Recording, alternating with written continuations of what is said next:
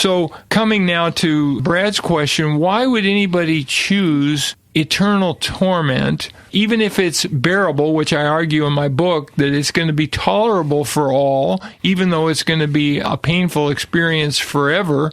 Then why would someone choose that over everlasting life and being with the Lord and having joy forever? The reason is people really don't choose the one over the other. Is it in Dante's Inferno where it says better to rule in hell than to serve in heaven, something like that? Something like that, yeah. Anyway, there are people who would hold that, but what most people are doing is they're following what makes sense to them.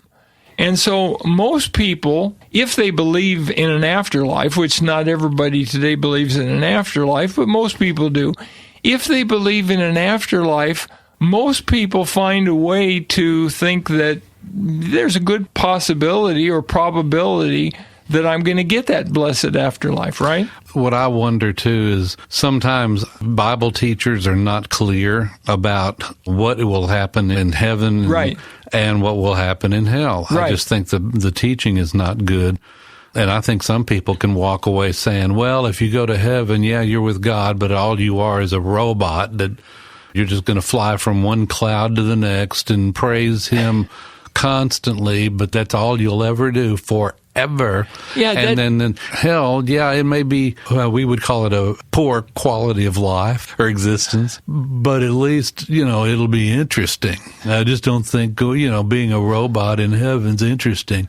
I get the idea from some people that that's their view of things. Yeah. Now, I have a chapter in that 10 Words book on heaven, too. Mm-hmm. And what I point out is what you're talking about here.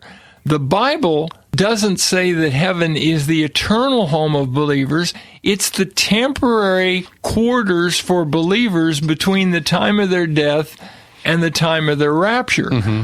But their eternal home is someplace else. What's the eternal home for believers? Well, in His presence forever. But where is Jesus going to be forever? On the earth. He's not going to be in the third heaven forever. In fact, in Revelation 21, it's called a new earth. New heaven and new earth. Yeah. There's a place called Jerusalem, and it's a new Jerusalem. Yeah. And it's got streets of gold, and it's got these 12 different foundations to the city, and it's this ginormous city. It's about the size of the United States, right? I mean, probably so. Well, it's not quite as big, but 1,500 miles by 1,500 miles. It's a humongous place. Fairly large, yeah. So don't look at the new heavens and the new earth having the same continents and oceans and all that stuff. It's a whole different thing. That's another thing. We're not going to have oceans of salt water. Right. Because Revelation 21 says there'll be no more sea. We know the topography will be different because the highest mountain is going to be Mount Zion. Yeah. Jerusalem is going to be like Denver or something. It's going to be the mile-high city. You mean Mount Everest is going away? Mount Everest is going away.